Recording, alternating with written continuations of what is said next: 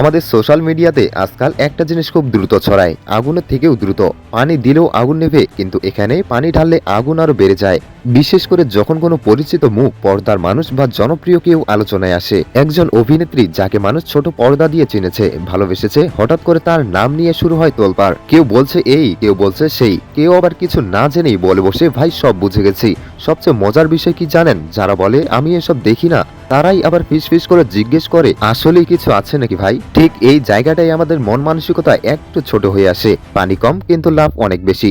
ফ্যাক্টের গভীরতা যেমন কম কিন্তু রিয়াকশন ফুল এসডি। সোশ্যাল মিডিয়া এমন একটা জায়গা যেখানে একজন মানুষ সকালে ঘুম থেকে উঠে ট্রেন হতে পারে, আবার রাতে ঘুমাতে যাওয়ার আগেই বিচার শেষ। প্রমাণ দরকার নেই, সত মিথ্যা যাচাই দরকার নেই, দরকার শুধু একটা নাম আর একটা ইঙ্গিত। ব্যাস, কমেন্ট, শেয়ার, রিয়াকশন এবং সব শুরু।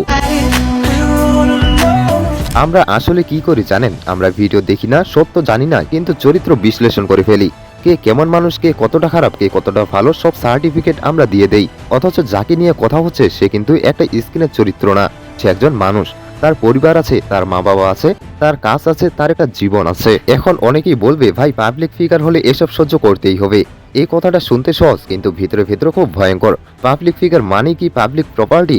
মানে কি ইচ্ছেমতো কাদা ছেড়ে যাবে? সোশ্যাল মিডিয়া আমাদের হাসায়, এন্টারটেইন করে, এটা সত্য। কিন্তু একই সাথে এটা মানুষ ভাঙার সবচেয়ে শর্টকাট রাস্তাও। একটা ক্লিক, একটা শেয়ার, একটা কমেন্ট কারো বছরের পরিশ্রম মাটিতে মিশিয়ে দিতে পারে।